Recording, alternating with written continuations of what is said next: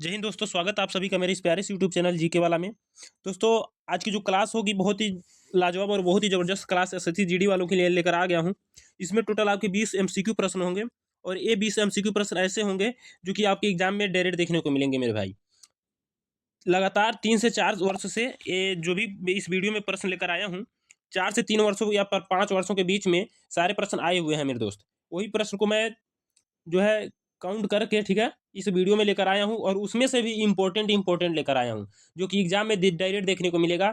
और मैं बता दूं, ये जो क्लास होगी आपकी एसएससी जीडी वालों के लिए, जो मेरी इस जीके वाले चैनल पे होती है डेली शाम 6 बजे या फिर 5:30 बजे वाली क्लास, वो एसएससी जीडी वालों के लिए रामबाण साबित होने वाला है। क्योंकि इसमें हर दिन जो है डेली जो है आपके टोटल 20 प्रश्न कराए जाते हैं मेरे भाई। टोटल 20 प्रश्न कराए जाते हैं और मैं बता दिया हूँ पहले ही, ये टोटल 20 प्रश्न जो होते हैं डेली, ये आपके एग्जाम में बहुत अच्छा स्कोर कराएगा। ठीक है, यही आपका स्कोर जो है बढ़ा सकता है, क्योंकि आपको पता है रीजनिंग में जो है आपका 20 में से स्कोर बहुत अच्छा हो जाएगा। ठीक है, 20 में से आपका स्कोर रीजनिंग में भी अच्छा हो जाएगा, मैथ में भी। आपकी सबसे ज़्यादा दिक्कत होती है किसमें? जीके जीएस में। तो जीके जीएस की क्लास मैं हर रोज कराता हूँ और यहाँ से आपको जीके जीएस एकदम अच्छे से तैयार कर लेना है। यदि यहाँ से आप अच्छे से तैयार कर लेते हैं जीके जीएस मेरे दोस्त, तो मैथ और रीजनिंग की क्लास भी मैं बहुत जल्दी यूट्यूब चैनल पर स्टार्ट करवा दूंगा। तो चलिए मेरे दोस्त स्टार्ट करते हैं इस वीडियो को।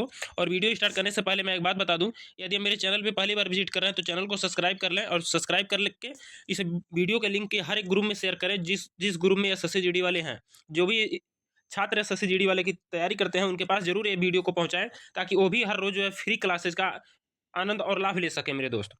तो चलिए वीडियो स्टार्ट करते हैं और पहला प्रश्न आपकी स्क्रीन के सामने है। पहला प्रश्न है मेरे दोस्त, संविधान सभा की पहली बैठक कब हुई थी? संविधान सभा की पहली बैठक कब हुई थी मेरे दोस्त, ये आपको बताना है। तो 15 अगस्त 1947, 26 जनवरी 1950, 9 दिसंबर 1946, 2 अक्टूबर 1947। बहुत सारे साथियों को इसका आंसर पता होगा, फिर भी मैं बता दूं इसका जो आंसर राइट होगा ऑप्शन नंबर सी जो देखने को मिलेगा, 9 दिसंबर 1946। संविधान सभा की जो है पहली बैठक जो है 9 दिसंबर 1946 को हुई थी।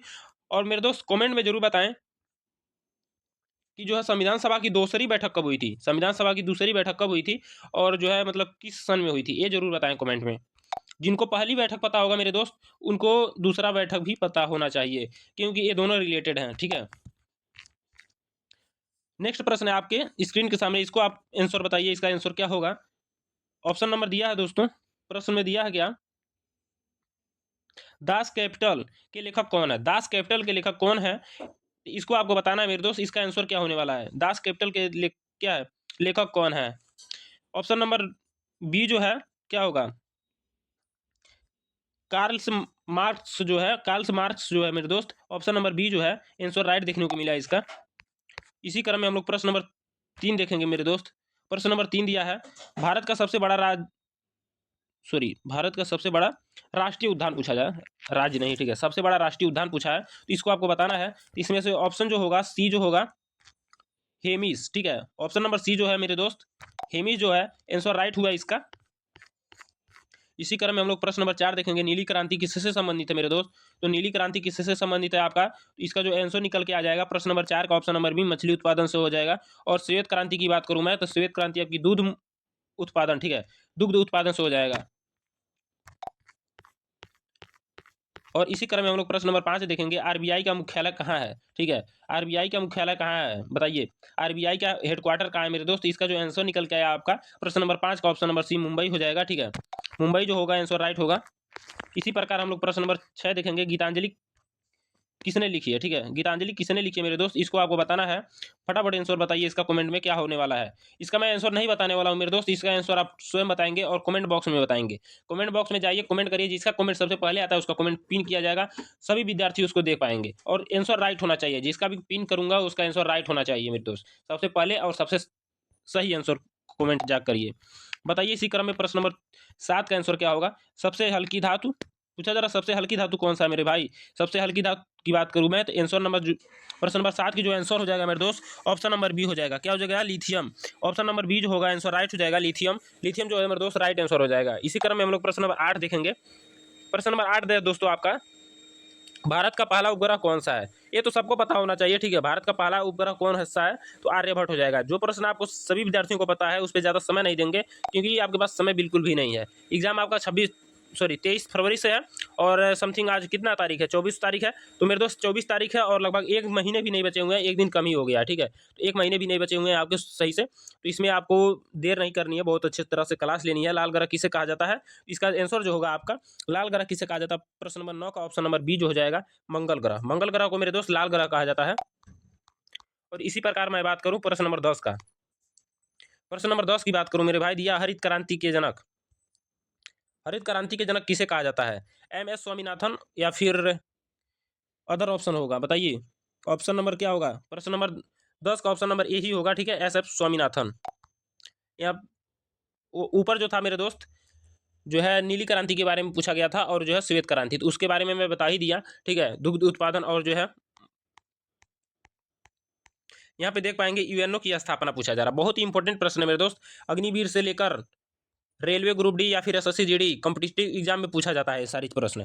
जो भी मैं करा रहा हूँ मेरे दोस्त, अग्निवीर वाले तो अच्छे तरह से देख सकते हैं, एसएससी जीडी के लिए स्पेशल है ही। तो यहाँ पे देख पाएंगे प्रश्न नंबर 11 का ऑप्शन नंबर सी जो होगा 1945। यूएनओ की स्थापना जब कब हुई थी, तो 1945 में हुई थी, ये आपका आंसर हुआ। और इसी प्रकार आप प्रश्न नंबर जो देख पाएंगे प्रश्न नंबर 12 विटामिन डी की कमी से पूछा जा रहा है, विटामिन डी की कमी से कौन सा रोग होता है, scurvy, rickets very anaemia. Answer जो होगा मेरे दोस्त प्रश्न नंबर 12 का ऑप्शन नंबर बी होगा, ठीक है, रिकेटस।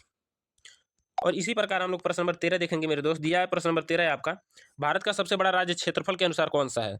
भारत का सबसे बड़ा राज्य पूछा जा रहा है क्षेत्रफल के अनुसार, और कमेंट में आपको बताना है भारत का सबसे छोटा राज्य क्षेत्रफल के अनुसार कौन सा है। मैं इसका आंसर बता के जा रहा हूँ, इसका जो आंसर होगा राजस्थान होगा। और इसमें आपको बताना भारत का सबसे छोटा राज्य क्षेत्रफल के अनुसार कौन सा है।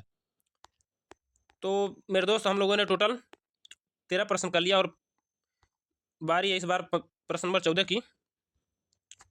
प्रश्न नंबर 14 दिया दोस्तों आपका, पंचायती राज लागू कब हुआ। बहुत ही इंपॉर्टेंट प्रश्न है दोस्तों, पंचायती राज लागू कब हुआ। प्रश्न नंबर 14 का ऑप्शन नंबर सी जो हो जाएगा 1959, ठीक है, 1959 जो है आंसर राइट होगा आपका।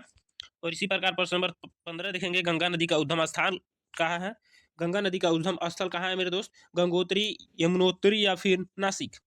प्रश्न number 15 option number A Gangotri, ठीक है, गंगा नदी का उद्गम स्थल जहाँ है गंगोत्री। और प्रश्न नंबर 16 दिया है आपका, मिसाइल मैन किसे कहा जाता है। मेरे भाई आपको बताना है मिसाइल मैन किसे कहा जाता है। इसका आंसर जो होगा एपीजे अब्दुल कलाम, ठीक है, एपीजे अब्दुल कलाम को जो है मिसाइल मैन के नाम से जाना जाता था मेरे दोस्त, ठीक है। ये इतना प्रश्न आपको समझ में आ गया होगा। प्रश्न नंबर 17 है आपका, संविधान में कुल मौलिक अधिकार कितने हैं।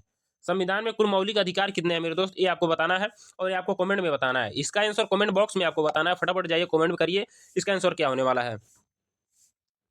और इसी प्रकार मैं बात करूं प्रश्न नंबर 18 की,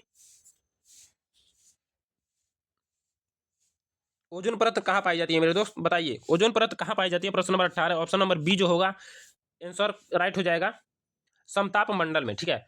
ओजोन परत कहाँ पाई जाती है, समताप मंडल में जो ओजोन परत की मतलब निकासी हो जाती है, पाई जाती है। और बारी आपकी प्रश्न नंबर 19, भारत का सबसे लंबा बांध कौन सा है, इसको आपको बताना है मेरे दोस्त। भारत का सबसे लंबा बांध कौन सा है, भाखड़ा नागल बांध, टिहरी बांध, हीराकुंड या फिर सरदार सरोवर बांध। प्रश्न नंबर 19 का आंसर जो होगा ऑप्शन नंबर सी हो जाएगा, हीराकुंड बांध। बात करूं मैं प्रश्न नंबर 20 की मेरे दोस्त, कंप्यूटर का मस्तिष्क क्या होता है, मतलब कंप्यूटर का माइंड किसे कहा जाता है। तो रोम या फिर रैम, सीपीयू या फिर हार्ड डिस्क। इसका आंसर जो होगा सीपीयू को, सभी बच्चों को पता होगा कि इसका आंसर सीपीयू होता है। और सीपीयू को ही कंप्यूटर का मस्तिष्क कहा जाता है। तो मेरे भाई हम लोगों ने टोटल कितना प्रश्न किया, आपको पता होगा कि हम लोगों ने हर रोज की तरह आज भी टोटल 20 प्रश्न कंप्लीट कर लिए हैं। और इसमें से आपका आंसर कितना सही हुआ मेरे दोस्त, ये बारी है आपको बताने की। हर रोज की तरह आज भी कमेंट में जाइए, वहाँ पे बताइए कि आपका आंसर कितना सही हुआ। तो मेरे दोस्त जाइए कमेंट बॉक्स में और उसमें आपको बताना है कि आपका 20 में से टोटल कितना स्कोर हुआ, ठीक है। हर रोज की तरह मैं रोज ये क्वेश्चन जरूर करता हूँ कि टोटल आप 20 में से कितना क्वेश्चन कर पा रहे हैं। इससे आपको अंदाजा ये हो पाएगा कि मैं कितना आंसर कर सकता हूँ, कितना करेक्ट कर सकता हूँ एग्जाम में। तो मेरे दोस्त एग्जाम्स के लेवल से मैं बताऊँ तो ये बहुत मतलब हार्ड भी नहीं था और आसान भी नहीं था, एग्जाम के लेवल का ही था, ठीक है। तो सेम इसी प्रकार आपको एग्जाम में देखने को मिलेगा। जैसे यहाँ पे आप स्कोर करेंगे सेम उसी प्रकार वहाँ पे करेंगे, ये गारंटी है आपका जीके वाले के साथ। तो दोस्तों हर रोज की तरह आज भी ये क्लास समाप्त होती है और मिलते हैं नेक्स्ट वीडियो में, तब तक के लिए जय हिंद, वंदे मातरम।